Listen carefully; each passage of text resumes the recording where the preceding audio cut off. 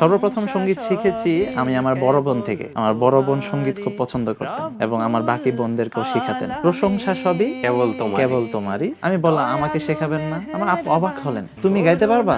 আমি বললাম হ্যাঁ পারবো। দয়ালু মেহেরবান করুণায় ফুরান। আপনার একদম প্রথম গানটা কিভাবে শুরু হয়েছিল? একদম প্রথম মানে প্রথম গানটা হ্যাঁ, একদম কিভাবে সর্বপ্রথম সঙ্গীত আমি কিভাবে শিখেছি? হ্যাঁ, কিভাবে শিখলেন এবং গাইলেন এই জিনিসটা? সর্বপ্রথম সঙ্গীত শিখেছি আমি আমার বড় বোন থেকে। আচ্ছা আচ্ছা। আমার বড় বোন সঙ্গীত খুব পছন্দ করতেন এবং আমার বাকি বোনদেরকেও শিখাতেন। তো আমার ওই গ্রামে সময় কোন শিল্পীর গান বেশি উনি ওই শুনতেন? সময় আমার আপু যেটা শুনতেন সেটা হচ্ছে একজন শিশু শিল্পী ছিলেন, শিশু শিল্পী মাহমুদ। আচ্ছা তার একটা অ্যালবাম ছিল যেতে হবে, আইনুদ্দিন আলাজাদ রহমতুল্লাহের তত্ত্বাবধানে সেটা হয়েছিল। আচ্ছা আচ্ছা তো এই অ্যালবামটা খুব শুনতেন আমাদের বাসায়। আচ্ছা। আরেকজন শিল্পী যিনি এখন বর্তমানে খুব জনপ্রিয় বক্তা, তারেক মনোয়ার। তখন কিসে ওই গানগুলো কিসে শোনা যে হতো? টেপ রেডিওতে, আচ্ছা, টেপ আচ্ছা। রেকর্ড বলে টেপ নাকি? রেকর্ডারে। হ্যাঁ, ওটাতে শুনতেন।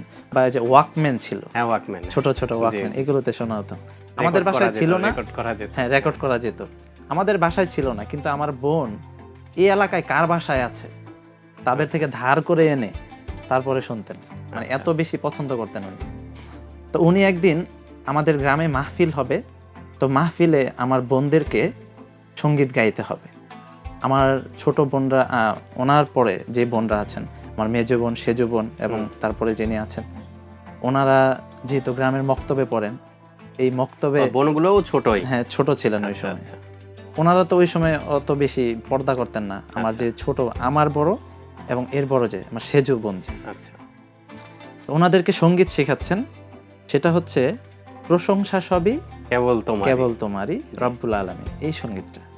তো আমি বসে বসে শুনছিলাম। আমি তখনও মানে আমি নিজেও জানি না আমি সঙ্গীত গাইতে পারবো কিনা। হ্যাঁ। তো আমার ওনাদের থেকে সঙ্গীত শুনে আমার ভিতরে কৌতূহল জাগলো এবং আমি আমার বড় বোনকে বললাম, আপু আমাকে শেখাবেন না? 5-6 বছর বয়স এরকম হবে। হ্যাঁ, এমন তাহলে হবে। আপনার এরকম। আমি বললাম আমাকে শেখাবেন না?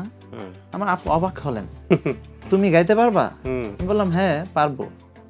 তো আমার আপু আমাকে শেখালেন। পুরোটা শিখান নাই, অল্প একটু শিখিয়েছেন।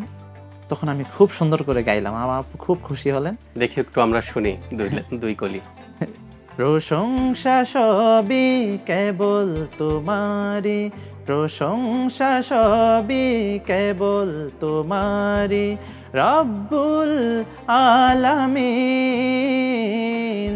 দয়ালু মেহেরবান করুণায় ফুরান, দয়ালু মেহেরবান করুণায় ফুরান। আর কেহ নয় তুমি মালিক, শেষ বিচারের দিন, শেষ বিচারের দিন। আসলে এটা অনেক বিখ্যাত একটা নাশিদ, অনেক জনপ্রিয়, অনেক আগে। তো আমার আপু শেখানোর পরে আমি মাহফিলে গিয়েও এটা পরিবেশনা করেছি, আমার আপু শুনেছেন। তখন আমার আপু বুঝতে পারলেন যে না আমি পারবো, প্রতিভা আছে। তখন আমাকে অনেকগুলো অ্যালবাম কিনে দিয়েছেন এবং অ্যালবামগুলো আমি শুনতাম এবং শিখতাম। তো এইভাবে আসলে সঙ্গীত শেখা।